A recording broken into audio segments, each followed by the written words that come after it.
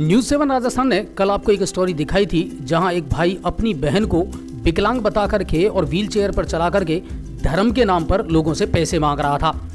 ये बिल्कुल गलत बात है और कल जिन लोगों से हमने मुलाकात की उन्होंने भी कहीं ना कहीं पुरजोर तरीके से इस बात का विरोध किया। लेकिन आज एक ऐसी पॉजिटिव स्टोरी जो हमें करौली से भेजी हमारे संवाददाता राघवेंद्र ने।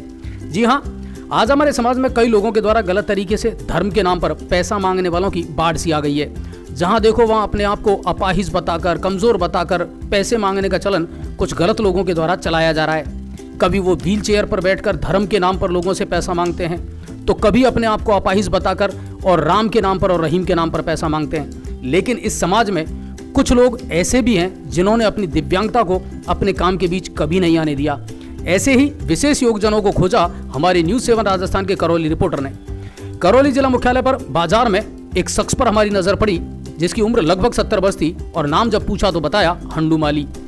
इस बुजुर्ग का एक हाथ नहीं था। दुर्घटना में उसका एक हाथ कंधे से काट दिया गया, लेकिन उसने अपनी इस कमजोरी को ही अपनी ताकत बनाया और अपने दूसरे हाथ को उसने अपनी ताकत बनाया।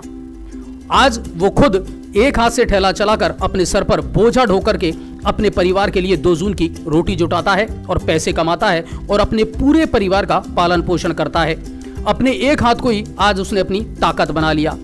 इसी तरह आपको एक और शख्स की शख्सियत या उसकी सच्ची कहानी आपको दिखाते हैं। करौली तहसील के सायपुर गांव के रहने वाले कृष्ण कुमार चतुर्वेदी, जिसने एक दुर्घटना में अपने दोनों हाथ कंधों से गंवा दिए, लेकिन आगे बढ़ने का इतना जबरदस्त जज्बा था और हौसले बुलंद थे तो उसने अपने पैरों को अपने हाथ बना लिए। जी हाँ, अपने पैरों को अपनी ताकत बना लिया और पैरों से लिखना शुरू किया, सीखा और बीएड जैसी शिक्षा प्राप्त करके आज अपनी विशेषता से, आज अपनी विशेष योग्यता से वो घर पर ब्लैक बोर्ड पर पैरों से लिखते हैं, लिखकर खुद पढ़ते हैं और बच्चों को उन्हीं पैरों से कलम पकड़ करके बोर्ड पर पढ़ाते हैं।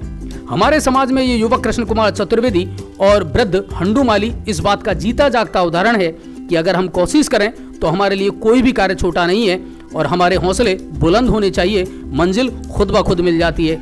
ये दोनों समाज के वो सम्माननीय व्यक्ति हैं जिनसे औरों को भी बहुत कुछ सीखने को मिलता है। ये किसी की दया के पात्र नहीं है, बल्कि स्वाभिमान और मेहनत का जीता जागता उदाहरण है। न्यूज़ 7 राजस्थान इनके जज्बे को सलाम करता है।